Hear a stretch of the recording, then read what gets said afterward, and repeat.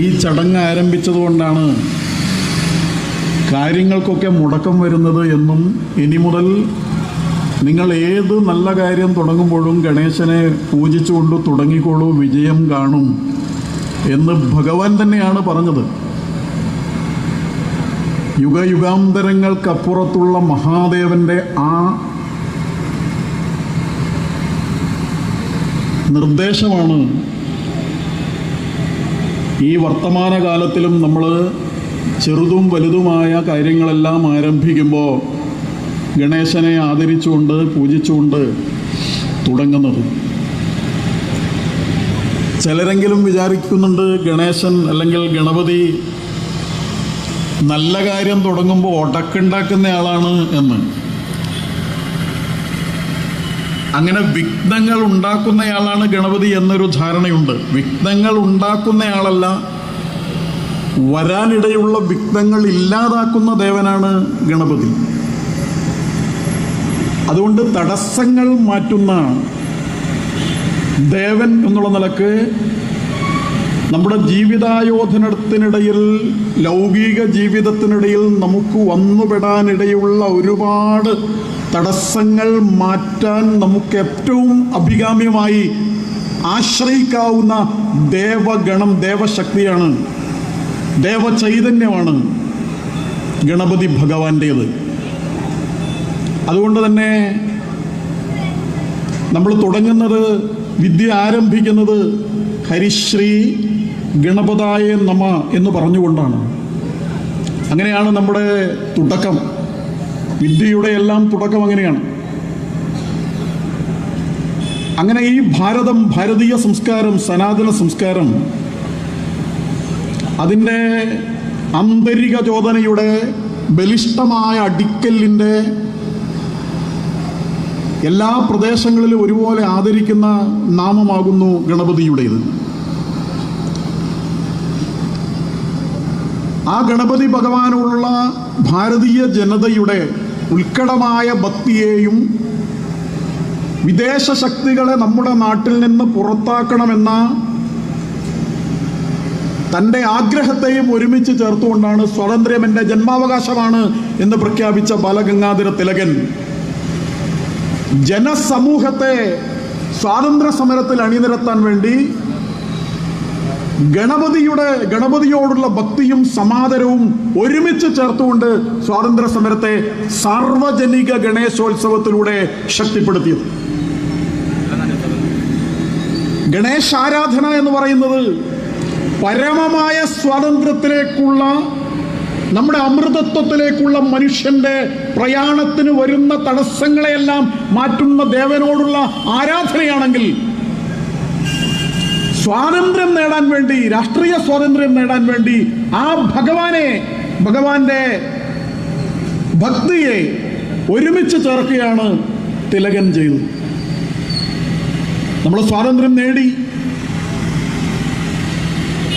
പക്ഷെ ഇന്നും നമ്മൾ ഗണേശോത്സവവും സാർവജനിക ഗണേശോത്സവവും നടത്തേണ്ടുന്ന സാഹചര്യം തന്നെയാണ് നിലവിലുള്ളത്.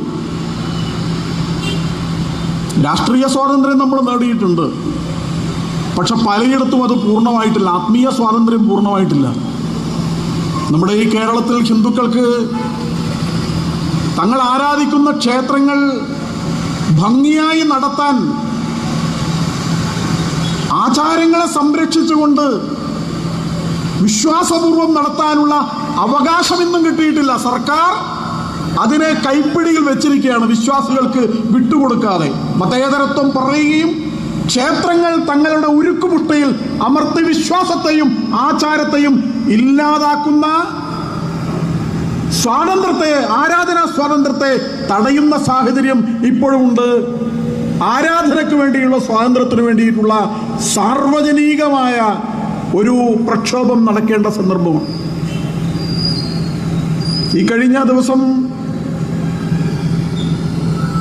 കണ്ണൂർ ജില്ലയിലെ ഒരു ക്ഷേത്രത്തിൽ, നിരവധി ക്ഷേത്രങ്ങൾ അങ്ങനെ, വളരെ പ്രസിദ്ധമായ ഒരു ക്ഷേത്രം, സുബ്രഹ്മണ്യ ഭഗവാന്റെ പേരിലുള്ള ഒരു ക്ഷേത്രമാണ്. ആ ക്ഷേത്രത്തിൻ്റെ പരിസരത്ത് വെച്ച് നൂറുകണക്കിന് ഉണ്ണിക്കണ്ണന്മാരെയൊക്കെ കെട്ടിയിട്ട്, ഗോപന്മാരെ വേഷം കെട്ടി ഒരു ശോഭായാത്ര തുടങ്ങാൻ, പിഞ്ചു കുഞ്ഞുങ്ങളെ അടക്കം അമ്മമാരെയൊക്കെ ചേർത്തൊരു ശോഭായാത്ര തുടങ്ങാൻ. അവിടുത്തെ ശോഭായാത്രയുടെ സംഘാടകർ അവിടെ പെരളശ്ശേരിയിലുള്ള സുബ്രഹ്മണ്യ സ്വാമി ക്ഷേത്രത്തിൻ്റെ ദേവസ്വം ആഫീസിൽ ഒരു അപേക്ഷ കൊടുത്തു. അവർ സമ്മതിച്ചു.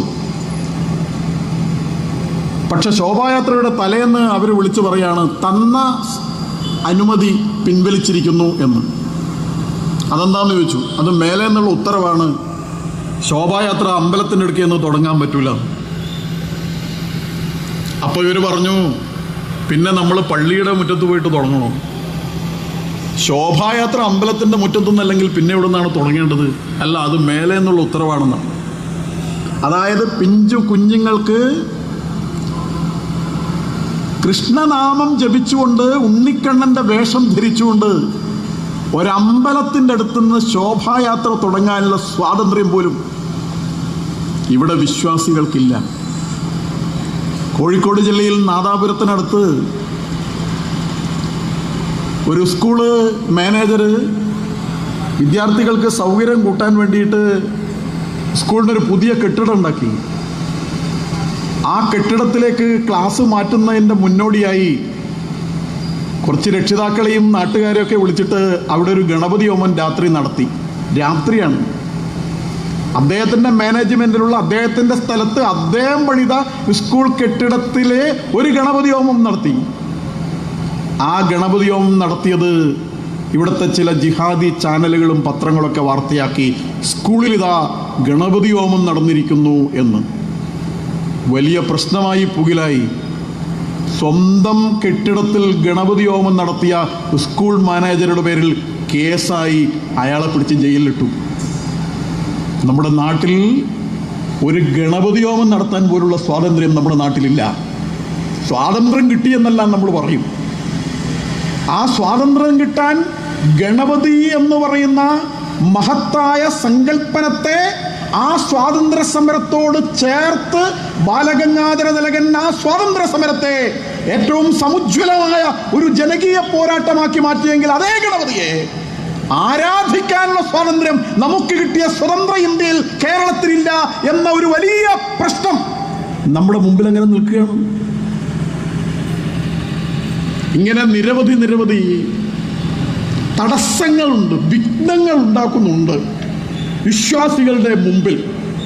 അപ്പൊ ആ വിഘ്നങ്ങൾ മാറ്റാൻ വിഘ്നേശ്വരൻ തന്നെ തുണ.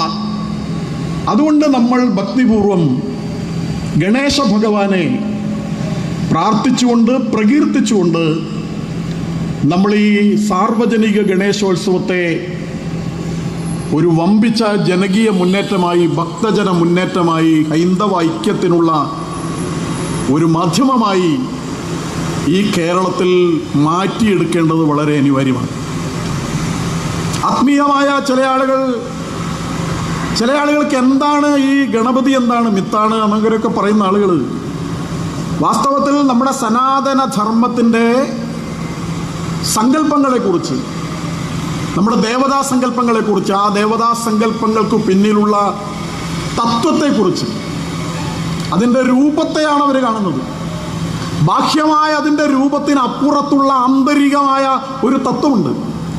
ആ തത്വത്തെയാണ് നമ്മൾ ആരാധിക്കുന്നത്, ആ തത്വത്തെയാണ് നമ്മൾ ഉൾക്കൊള്ളുന്നത്.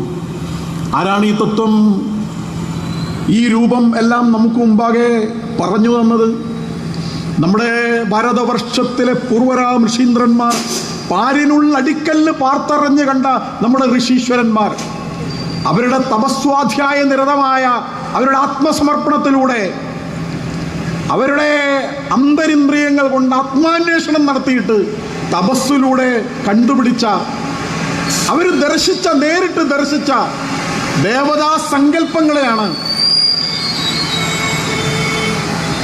അവർ മന്ത്രങ്ങളാക്കി വെച്ചത്.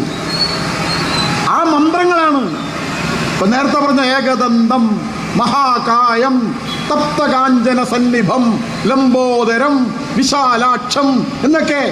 അങ്ങനെ പറയുമ്പോൾ അവർ നേരിട്ട് ദർശിച്ച, അക്കക്കണ്ണുകൊണ്ട് ദർശിച്ച തേജോമയമായ അവരുടെ തപസ്സിലൂടെ അവർ നേടിയെടുത്ത തേജോമയമായ ആ രൂപത്തെയാണ് അവര് പിന്നീട് ആവിഷ്കരിക്കുന്നു. അതെല്ലാം ഒരു തത്വത്തിൻ്റെ ആവിഷ്കാരമാണ്. നമ്മളിങ്ങനെ ഗണപതി ഇങ്ങനെ കാണുന്ന സമയത്ത് ഒരു വിരൂപമായ വിചിത്രമായ ഒരു രൂപമായി നമ്മളിങ്ങനെ കാണുകയാണ്. ഒരു തുമ്പിക്കൈയുണ്ട്, ആനയുടെ മുഖമാണ്, വലിയ ഒരു വലിയ വയറുണ്ട്, മനുഷ്യൻ്റെ രൂപമാണ്. എന്നിട്ടൊരു ചെറിയ വണ്ടിയുണ്ട്, അതൊരു എലിയാണ്. ഗണപതി ഒരു കുടവയറൻ, മൂഷികൻ ഒരു ചെറിയ ജീവി. തിരിച്ചായിരുന്നെങ്കിൽ കുഴപ്പമില്ലായിരുന്നു എന്നാണ് ചില ആളുകൾ പറയുന്നത്. ഗണപതിയുടെ മേലെ എലിയിരുന്നാൽ കുഴപ്പമില്ല, പക്ഷെ എലിയുടെ മേലെ ഗണപതി ഇരുന്നാൽ കുഴപ്പം തന്നെയാണ് എന്നാണ് ചില ആളുകൾ പറയുന്നത്. അപ്പോൾ സ്വാഭാവികമായും ഇതൊക്കെ കാണുമ്പോൾ ഇത് നിങ്ങൾ പല കോളേജിലൊക്കെ കുട്ടികളൊക്കെ പഠിക്കുമ്പോൾ ചില ആളുകൾ അടുത്തിരിക്കുന്ന കുട്ടികൾ, ഹിന്ദുക്കൾ, നിങ്ങളുടെ ദൈവത്തിന് അങ്ങ് ഒരു തുമ്പിക്കൈ എന്താണ് കാണുന്നത്, അതിൻ്റെ വയറെന്താ ഇത്ര വലുത്, ഈ എലിയുടെ പുറത്തെങ്ങനെ ഗണപതി ഇരുന്നിട്ട് യാത്ര ചെയ്യുന്നത്, വണ്ടി ഓഫായി പോവില്ലേ എന്നൊക്കെ കളിയാക്കുകയാണ്. അപ്പൊ കളിയാക്കുമ്പോൾ നമ്മളെ കുട്ടികൾ ശരിയാണല്ലോ ഇവർ പറയുന്നത് എന്ന ചിന്തയും അവരുടെ ഉള്ളിലേക്ക് വരുന്നു. അതൊരു അപകർഷതാബോധമായി മാറുന്നുണ്ട്. അവർക്ക് വീട്ടിൽ വന്നാ ചോദിക്കുന്നത്, നീ അതിനെക്കുറിച്ചൊന്നും കൂടുതൽ ചിന്തിക്കേണ്ട, അത് അങ്ങനെയാണ് എന്ന് വീട്ടിൽ നിന്ന് ഉത്തരവും കിട്ടുകയാണ്. അപ്പം അതുകൊണ്ട് സ്വാഭാവികമായും ഈ തത്വം എന്ത് എന്നുള്ളത് വളരെ പ്രധാനമാണ്. അത് ഗ്രഹിക്കേണ്ടത് വളരെ പ്രധാനമാണ്. ആനയെക്കുറിച്ച് ആനയുടെ മുഖമാണ് എന്ന് പറയുമ്പം ആന എന്താണ്? ആനക്ക് ഒരുപാട് പ്രത്യേകതകളുണ്ടല്ലോ. ആനയുടെ മുഖം എന്ന് പറയുമ്പോൾ അതിൻ്റെ മുഖത്ത് ഏറ്റവും പ്രധാനമായി നമ്മൾ കാണുന്ന തുമ്പിക്കൈയുണ്ട്. ആനയ്ക്ക് കരയിലെ ജീവികളിൽ ഏറ്റവും പ്രധാനപ്പെട്ടത്, ഏറ്റവും വലുത് എന്ന് മാത്രമല്ല, ഒരുപാട് പ്രാധാന്യമുണ്ടല്ലോ. അപ്പം അത് ഒരു അത്ഭുത ജീവി തന്നെയാണ് ആന. അത്ഭുതങ്ങൾ നമ്മുടെ മുമ്പിൽ ഒരു ഒറ്റ നോട്ടത്തിൽ ഒരു അത്ഭുതം തന്നെയായി വരണമെങ്കിൽ ആ അത്ഭുതമുള്ള ഒരു ജീവിയുടെ ബാഹ്യമായ ആകാരം വളരെ പ്രധാനം തന്നെയാണ്. മറ്റു ജീവികളിൽ നിന്ന് വ്യത്യസ്തമായി മൂക്ക് ഒരു കയ്യായി മാറിയ ജീവിയാണ് ആന. പല്ല് കൊമ്പായി മാറിയ ജീവിയാണ് ആന. ആനക്ക് വേറെ ഒരുപാട് പ്രത്യേകതയുണ്ട്. അതിൻ്റെ വിശേഷങ്ങളിലേക്ക് അത് മാതംഗ ലീല എന്ന് പറഞ്ഞൊരു പുസ്തകമുണ്ട്, വളരെ പ്രസിദ്ധമായ ആനയെക്കുറിച്ചുള്ളൊരു പുസ്തകമാണ്. അതിൽ ആനയുടെ ഒരുപാട് പ്രത്യേകതകൾ പറയുന്നുണ്ട്. ആനയുടെ കാലിൽ നോക്കിയാൽ വിരലില്ല, പക്ഷെ നഖമുണ്ട്. ആനയുടെ വായിൽ നോക്കിയാൽ അതിൻ്റെ നാവ്, ബാക്കിയെല്ലാ ജീവികളുടെ നാവ് ഉള്ളിൽ നിന്ന് പുറത്തേക്കാണെങ്കിൽ ആനയുടെ നാവ് പുറത്തുനിന്ന് ഉള്ളിലേക്കാണ്.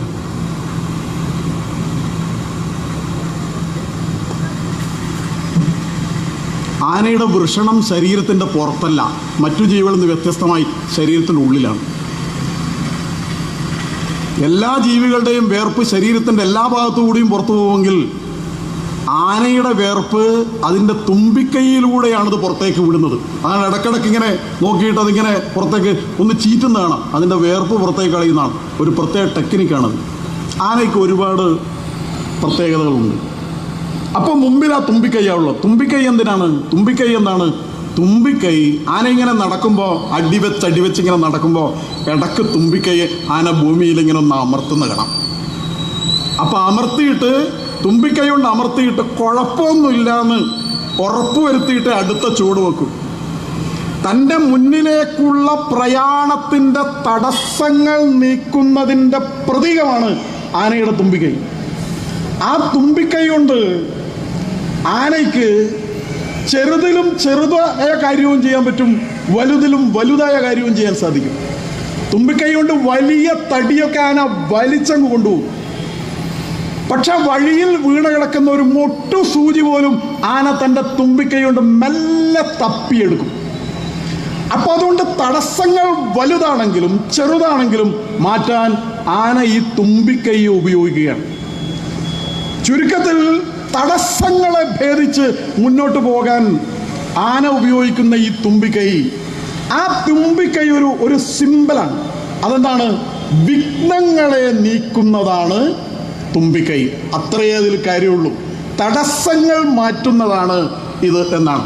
അപ്പോൾ തടസ്സം മുമ്പിൽ വരുമ്പോൾ ആ തടസ്സങ്ങളെ എങ്ങനെയൊക്കെ മാറ്റാം, ഏതൊക്കെ രീതിയിൽ മാറ്റണം, തടസ്സങ്ങളെ കണ്ട് പിന്തിരിയണോ, ഓടണോ, അതോ മുന്നോട്ടേക്ക് നീങ്ങണോ എന്നുള്ള ചോദ്യം വരുമ്പോൾ അത് ചെറുതായാലും വലുതായാലും പരിഹരിച്ച് തന്നെ മുന്നോട്ട് പോകണം എന്നുള്ള ഓർമ്മപ്പെടുത്തലാണ് തുമ്പിക്കൈ നമ്മളോട് പറയുന്നത്. ആനയുടെ ഒരു കൊമ്പ് ഒടിഞ്ഞതാണ്, അത് പകുതിയേ ഉള്ളൂ. പല കാര്യങ്ങളുണ്ട്, അതിൻ്റെ കഥയൊക്കെ നമുക്കറിയാം, എന്തുകൊണ്ടാണ് ഒടിഞ്ഞത് എന്നൊക്കെ. പക്ഷെ എന്തായാലും കൊമ്പ് എന്ന് പറയുന്നത്, കൊമ്പെന്താണ്? ചില ആളുകൾ ചോദിക്കും, നിനക്കെന്താ കൊമ്പുണ്ടോയെന്ന് ചോദിക്കും. അപ്പോൾ കൊമ്പ് എന്ന് പറയുന്നത് അതൊരു വമ്പാണ്, അതൊരു അഹത്തിൻ്റെ പ്രതീകമാണ്, ഒരു അഹങ്കാരത്തിൻ്റെ ഒക്കെ പ്രതീകമാണ്.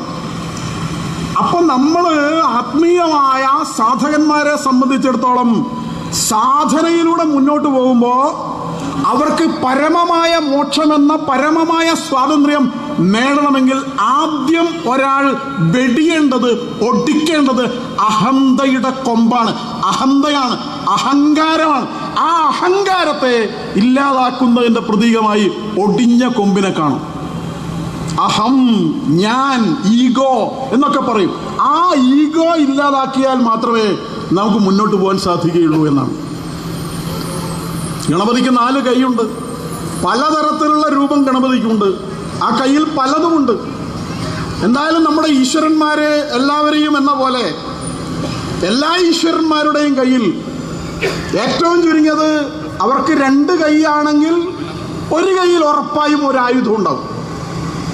ചിലപ്പോൾ ആയുധം കൂടുതൽ വേണ്ടതുകൊണ്ടാണ് കൂടുതൽ കൈ വച്ചിരിക്കുന്നത്.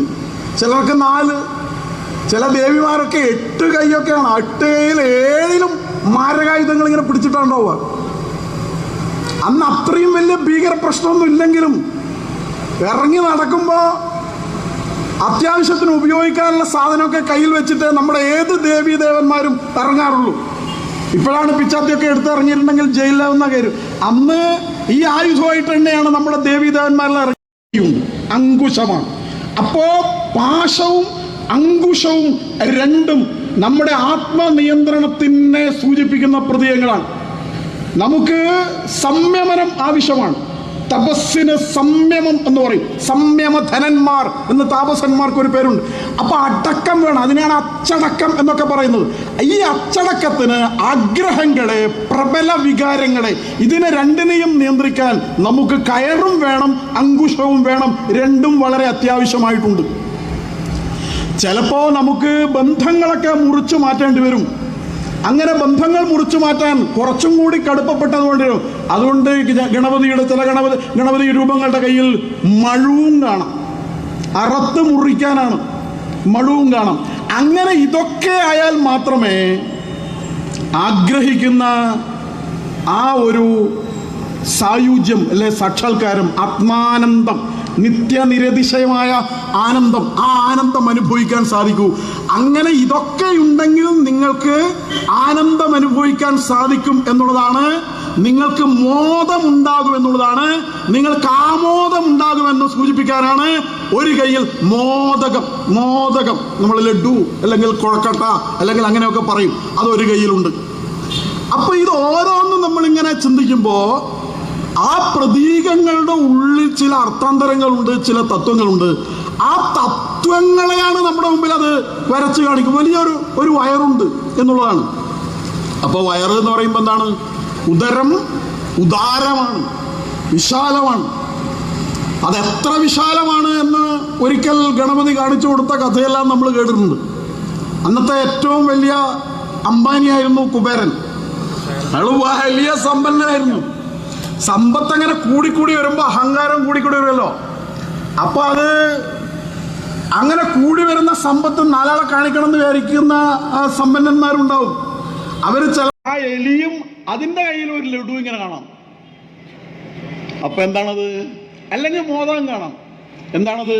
ഒരു മധുരം കാണാം. എന്താണത്? എന്താണ് പറയുന്നത്? ശ്രമിച്ചാൽ ഒരു എലിക്കും മോക്ഷം കിട്ടും, പരിശ്രമിക്കണം എന്ന് മാത്രമേ ഉള്ളൂ എന്നാണ്. അപ്പോ ഗണപതിയുടെ അടുത്ത് ഇരുന്നു കഴിഞ്ഞാൽ ഒരു ക്ഷുദ്രജീവിക്ക് പോലും ഒരു വലിയ സ്ഥാനത്തെത്താൻ സാധിക്കുമെന്ന പാഠമാണ്. അങ്ങനെ ഒരു ചുണ്ടലിക്ക് പറ്റുമെങ്കിൽ നമുക്ക് എന്തുകൊണ്ട് പറ്റില്ല എന്ന് നമ്മളെ കൊണ്ട് ചിന്തിപ്പിക്കാൻ തന്നെയാണ് എലി ആ മധുരം പിടിച്ചുകൊണ്ട് അവിടെ നിൽക്കുന്നത്. പൃഥ്വിതത്വം എന്ന് അതിനെക്കുറിച്ച് പറയുന്നു. മൂലാധാരത്തിന്റെ ഷടാധാരത്തിന്റെ പ്രതീകത്തിൽ ഏറ്റവും അടിത്തട്ടിലുള്ള മൂലാധാരത്തിന്റെ അതിദേവനും ഗണപതി തന്നെയാണ്. അപ്പൊ അങ്ങനെ നമ്മൾ ഗണപതി ഭഗവാൻ എന്ന് ഗണപതി എന്ന് നമ്മൾ ചിന്തിക്കുമ്പോൾ നമ്മുടെ മനസ്സിൽ അങ്ങനെ ഗണപതി പിന്നീട് കഥകൾ ഇങ്ങനെ വരും. അപ്പൊ കഥകൾ ഇങ്ങനെ എന്താണ് വരുന്നത്? ഗണപതി കല്യാണം കഴിച്ചു, കഥ ഇങ്ങനെ വരികയാണ്. അപ്പോ ഗണപതിയും സുബ്രഹ്മണ്യനും രണ്ടാളും പറഞ്ഞു കല്യാണം കഴിക്കണം എന്ന് പറഞ്ഞു. അപ്പൊ രണ്ടാൾക്കും ഒരുപോലെ തിരക്കാണ്. എന്നാ പിന്നെ ഒരു കാര്യം ചെയ്യാം, ഒരു മത്സരം വെക്കാം എന്ന് പറയാണ്. ആരാണ് പെട്ടെന്ന് 3 പ്രാവശ്യം ലോകം ചുറ്റി വരുന്നത്, അങ്ങനെ ചുറ്റി വരുന്ന ആൾക്ക് ഫസ്റ്റ് കല്യാണം കഴിക്കാം എന്നാണ്. അപ്പോൾ ഉടൻ തന്നെ സുബ്രഹ്മണ്യൻ അവിടെ നിന്ന് അവരുടെ വണ്ടി എടുത്ത് പുറപ്പെട്ടു 3 പ്രാവശ്യം ലോകം ചുറ്റി വരാൻ. ഗണപതി ഒന്ന് നിന്ന് ഒന്ന് ആലോചിച്ച് അപ്പൊ കഥ നമുക്കറിയാലോ. ഉടൻ തന്നെ തന്റെ മാതാപിതാക്കളെ പാർവതി പരമേശ്വരന്മാരെ 3 റൗണ്ട് ഒന്ന് അടിച്ച് നേരെ പെട്ടെന്ന് തന്നെ വന്നിട്ട് പറഞ്ഞു ഞാൻ 3 തവണ ലോകം ചുറ്റി എന്ന് പറഞ്ഞു. അതെങ്ങനെയാ? അല്ല, ഈ പാർവതി പരമേശ്വരന്മാർ എന്ന് പറഞ്ഞാൽ അവര് ഈ പ്രപഞ്ചം തന്നെയല്ലേ, അവരെ ചുറ്റിയാ പിന്നെ ഈ ലോകം ചുറ്റിയതുപോലെയല്ലേ എന്ന പുതിയ ലോജിക്ക് മുന്നോട്ട് വെച്ചപ്പോൾ അത് ശരിയാണല്ലോ എന്ന് പാർവതി പരമേശ്വരന്മാർക്കും തോന്നി. അതാണ് ബുദ്ധി. അപ്പോ ഗണപതി ഗണപതി കഴിച്ച 2 പേരുടെ ഭാര്യമാരുടെ പേര് പറയുന്നു. ഒന്ന് ബുദ്ധി, മറ്റൊന്ന് സിദ്ധി എന്നാണ്. അപ്പൊ ഗണപതിയെ പ്രസാദിപ്പിച്ചാൽ ഏറ്റവും പ്രിയപ്പെട്ടത് എന്നുള്ള അർത്ഥത്തിലാണ് ഭാര്യ എന്ന് പറയുന്ന കൂട്ടിയാൽ മതി. 2 കാര്യങ്ങൾ കിട്ടും. ഒന്ന് ബുദ്ധി കിട്ടും, മറ്റൊന്ന് സിദ്ധി കിട്ടും എന്നാണ്. ബുദ്ധി കിട്ടിയാലും സിദ്ധി കിട്ടിയാലും 2 കിട്ടിയാലും അപ്പോ അവിടെയും നിൽക്കുന്നില്ല. പിന്നെ അവർക്ക് ഓരോ കുട്ടികളുണ്ടായി. അതൊന്നിന്റെ പേര് ലാഭം എന്നാണ്, മറ്റതിന്റെ പേര് ക്ഷേമം തന്നെയാണ്. അപ്പൊ നോക്കൂ, അങ്ങനെ കഥ അങ്ങനെ മുന്നോട്ട് പോവുകയാണ്. അപ്പൊ നമുക്ക് വേണ്ടുന്നതെല്ലാം നമുക്ക് ബുദ്ധി കിട്ടുന്നു. ആ ബുദ്ധിയാണ് എല്ലാത്തിനെയും നിയന്ത്രിക്കാൻ ബുദ്ധിയാണ് വേണ്ടത്. നമുക്ക് സാധനയിലൂടെ നേടിയെടുക്കേണ്ടുന്ന സിദ്ധിയും കിട്ടുന്നു. ബുദ്ധിയും സിദ്ധിയും ലാഭവും ക്ഷേമവും എല്ലാം ഗണപതിയെ ആരാധിച്ചാൽ നമുക്ക് കിട്ടും എന്ന് നമ്മളോട് പറയുകയാണ് ഈ പ്രതീകങ്ങൾ എന്താണ് പഠിപ്പിക്കുന്നത്? അങ്ങനെ പഴയ നമ്മുടെ ഋഷീശ്വരന്മാർ അവര് കുറച്ചാലോചിച്ചിട്ട് കണ്ടുപിടിച്ചാൽ മതി എന്ന് വിചാരിച്ചിട്ടാണ്. അത്ര ഡയറക്റ്റായിട്ട് അങ്ങനെ മനസ്സിലാക്കേണ്ട, കുറച്ചൊന്ന് ആലോചിക്കട്ടെ എന്ന് വിചാരിച്ചാണ് ഇത്തരം സിംബോളിക്കായിട്ട് കാര്യങ്ങൾ നമ്മുടെ മുമ്പാകെ വെച്ചത് എന്ന് ചിന്തിച്ചുകൊണ്ട് ഇനി ഗണപതിയുടെ കൈകളെ, വയറിനെ, കൊമ്പിനെ, കയ്യിലുള്ള കയറിനെ, അങ്കുശത്തെ തോട്ടിയെ, ശരീരത്തിൽ ചുറ്റിയ പാമ്പിനെ, ആ രൂപത്തെ ആകെ അങ്ങനെ ചിന്തിച്ചു കഴിഞ്ഞാൽ ഒരു സാധകനാണ് നിങ്ങളെങ്കിൽ ആ സാധനയിലുള്ള നിങ്ങളുടെ തടസ്സങ്ങളെ, നിങ്ങളൊരു ജീവിതായോധനം നടത്തുന്നയാളാണെങ്കിൽ ആ ജീവിതായോധനത്തിൽ നിങ്ങൾക്ക് വരാവുന്ന തടസ്സങ്ങളെ, ആ തടസ്സങ്ങളെയെല്ലാം മറികടക്കാൻ നിങ്ങളെ പ്രചോദിപ്പിക്കുന്ന തടസ്സങ്ങൾ മാറ്റാൻ നിങ്ങൾക്ക് സഹായം നൽകുന്ന ഒരു ഗുരുവാണ്, ഒരു മാസ്റ്ററാണ്, ഒരു മാർഗദർശിയാണ്, ഒരു വിനേതാവാണ്, ഒരു വിനായകനാണ് ഗണപതി എന്നാണ് അതിന്റെ അർത്ഥം. അതുകൊണ്ട് ഗണപതി ആരാധന എന്ന് പറയുന്ന ഗണപതി ആരാധന എന്ന് പറയുന്നത് അത് നമ്മുടെ ജീവിത വിജയത്തിനുള്ള ഏറ്റവും അടിസ്ഥാനപരമായ കാര്യങ്ങൾ നമ്മളെ പഠിപ്പിക്കുന്ന ഒരു മാസ്റ്ററാണ് ഗണപതി. ഗണാനാം പതി എന്ന് പറയുന്ന സമയത്ത് സേനാപതി കൂടിയാണ്, സേനാനായകനാണ്. വിനായകൻ വിനേതാവാണ്, വിശേഷണം നയിക്കുന്നയാളാണ്, ലീഡറാണ്, നല്ലൊരു ലീഡറാണ് ഗണപതി എന്ന് പറയുന്നത്. അപ്പൊ അങ്ങനെ നമുക്ക് മാതൃകയാക്കാവുന്ന, റോൾ മോഡലാക്കാൻ പറ്റുന്ന ഒരു രൂപമാകുന്നു ഗണപതിയുടേത് എന്നാണ് അതിൻ്റെ അർത്ഥം. ഏതായാലും നമ്മുടെ നാട്ടിൽ ഒരുപാട് തടസ്സങ്ങളുണ്ട് നമുക്ക് ആരാധന നടത്താൻ, നമ്മുടെ വിശ്വാസങ്ങൾ പരിപാലിക്കാൻ.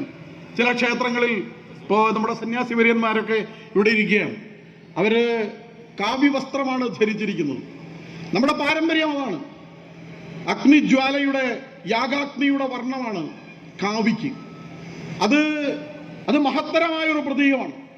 ആ അഗ്നി എന്ന് പറയുന്നത് ഈശ്വരൻ തന്നെയാണ് എന്നാണ് നമ്മുടെ നമ്മുടെ വേദോപനിഷത്തുകളും നമ്മുടെ മഹാഗ്രന്ഥങ്ങളും എല്ലാം നമ്മളെ പഠിപ്പിക്കുന്നത് അഗ്നിതത്വം നമ്മളെ പഠിപ്പിക്കുന്നതാണ്.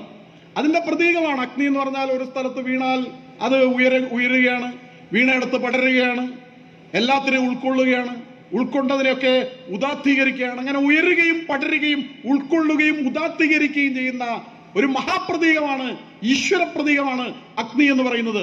ആ അഗ്നിയുടെ ജ്വാലകളുടെ നിറമാണ് കാവി. അത് ഭാരതീയ ദർശനത്തിന്റെ പ്രതീകമാണ്. നമ്മുടെ ആയിരക്കണക്കിന് വർഷമായി നമ്മുടെ നാട് ഉയർന്ന് മുന്നോട്ട് പോയ സമയത്തൊക്കെ ഉയർന്നു പാറിയ പതാകയാണ് കാവി പതാക എന്ന് പറയുന്നത്. നമ്മുടെ രാഷ്ട്രധ്വജമാണത്.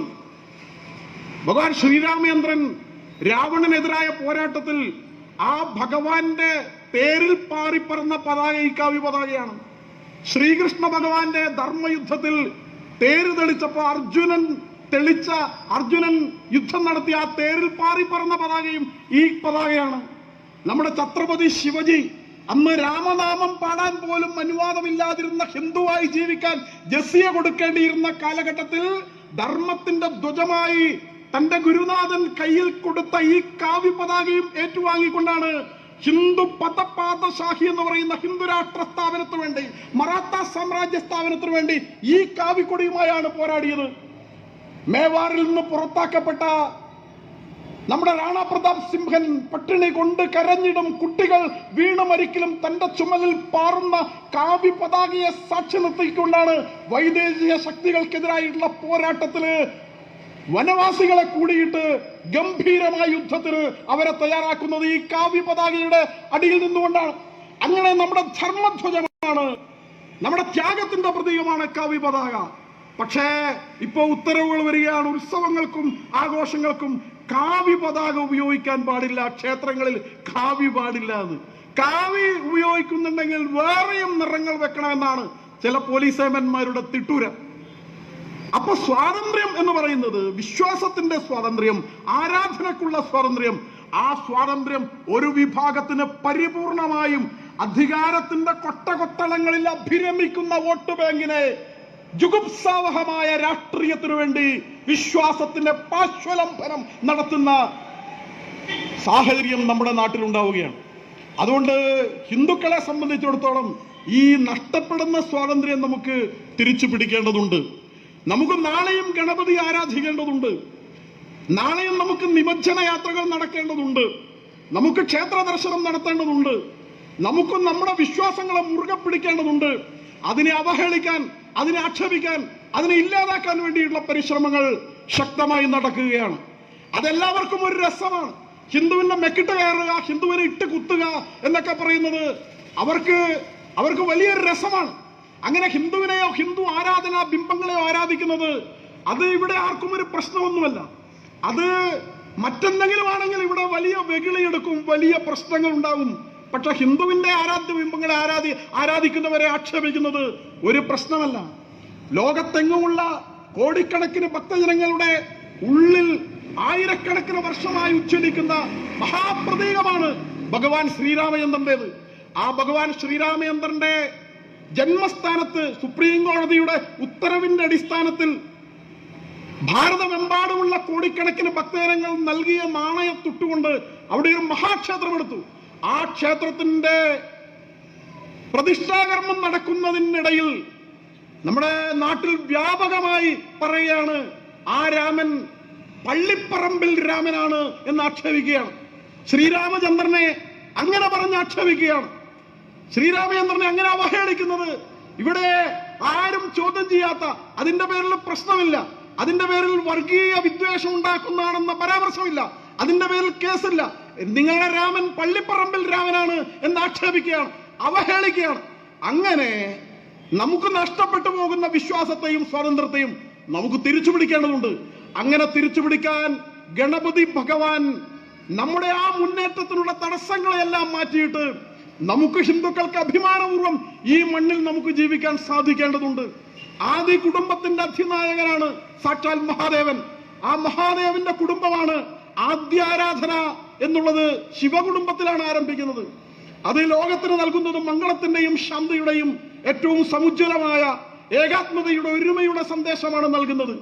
ഭഗവാൻ ഭഗവാൻ തന്റെ ഒരു മകന് നമുക്ക് ഗണപതിക്ക് ഒരു വണ്ടി വേണമെന്ന് പറഞ്ഞപ്പോൾ ഞാൻ നേരത്തെ പറഞ്ഞ പോലെ ഒരു എലിയെ വണ്ടിയാക്കി.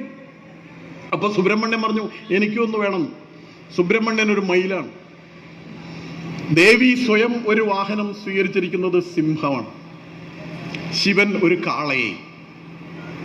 സ്വന്തം ശരീരത്തിൽ ശിവൻ ചില എക്സ്ട്രാ ഫിറ്റിങ്ങുകളൊക്കെ ഉണ്ട്, നമുക്കറിയാം. കഴുത്തിൽ പന്നക വിഭൂഷണനാണ് ഭഗവാൻ. സർപ്പമാണ്, കയ്യിലുമുണ്ട് സർപ്പം. നോക്കൂ ആ കുടുംബം. ഇവരൊരു ഫാമിലി ടൂർ പോയിട്ട് തിരിച്ചു വന്ന് കൈലാസത്തിൽ പ്രവേശിക്കുന്നതിന് മുമ്പ് ശിവൻ പാമ്പുകളൊക്കെ അവിടെ അഴിച്ചു വെച്ച് കൈലാസത്തിൽ കയറി വണ്ടി അവിടെ പാർക്ക് ചെയ്ത്, അങ്ങനെ പാർവതിയും ഗണപതിയും സുബ്രഹ്മണ്യനൊക്കെ വണ്ടിയൊക്കെ പാർക്ക് ചെയ്ത് കൈലാസത്തിൽ പോയിട്ട് പിറ്റേന്ന് തിരിച്ചു വന്ന് നോക്കുമ്പം എത്ര വണ്ടി ബാക്കിയുണ്ടാവും നോക്കിയാൽ മതി. വിചിത്രമാണ് കാര്യം. കാരണം ഇതിൽ പലതും പരസ്പരം കൊല്ലുകയും തിന്നുകയും ചെയ്യുന്നതാണ്. എലിയെ തിന്നുന്ന പാമ്പ്, പാമ്പിനെ തിന്നുന്ന മയിൽ, കാളയെ തിന്നുന്ന സിംഹം പരസ്പരം കൊല്ലുകയും തിന്നുകയും ചെയ്യുന്നതാണെങ്കിലും ഇവയെല്ലാം തൻ്റെ കുടുംബത്തിൽ സ്വീകരിച്ചുകൊണ്ട് ആദി കുടുംബത്തിന്റെ അധിനായകനായ സാക്ഷാൽ മഹാദേവൻ ലോകത്തോടും നമ്മളോടും പറയുന്ന കാര്യമുണ്ട്. പരസ്പരം സഹകരിച്ചാൽ, വിട്ടുവീഴ്ച ചെയ്താൽ, യോജിച്ചു നിന്നാൽ നിങ്ങൾക്കൊരു കുടുംബമായി മുന്നോട്ട് പോകാൻ എന്ന മഹാതത്വം നമ്മളോട് പറയുന്ന കുടുംബമാകുന്നു ഗണപതിയുടെ കുടുംബം, മഹാദേവന്റെ കുടുംബം. ആ കുടുംബത്തിൽ നാം പഠിക്കേണ്ട തത്വം ഈ ഒരുമയുടെ, ഐക്യത്തിന്റെ, വൈരുദ്ധ്യങ്ങളെ സമന്വയിപ്പിക്കുന്ന മഹാതത്വമാണ് നമ്മൾ പഠിക്കേണ്ടത്. ആ തത്വം പഠിച്ച്, ഐക്യത്തിന്റെ ഒരുമയുടെ തത്വം പഠിച്ച് മുന്നോട്ട് പോയി ഇനിമേൽ ജാതികൾ വേണ്ടിവിടെ, വർഗം വർണ്ണം അരുതിവിടെ, സകലരും അമ്മ കോമന മക്കൾ, ബന്ധുക്കൾ നാം ഒന്നാണ്, ഹിന്ദുക്കൾ നാം ഒന്നാണ് എന്ന ആത്മബോധത്തിലൂടെ മുന്നോട്ട് പോകാൻ നമുക്കെല്ലാവർക്കും പ്രേരണയും പ്രചോദനമായി മാറട്ടെ ഈ സാർവജനിക ഗണേശോത്സവം എന്ന് പറഞ്ഞുകൊണ്ട് ഞാൻ എൻ്റെ വാക്കുകൾ ഉപസംഹരിക്കുന്നു. നമസ്കാരം.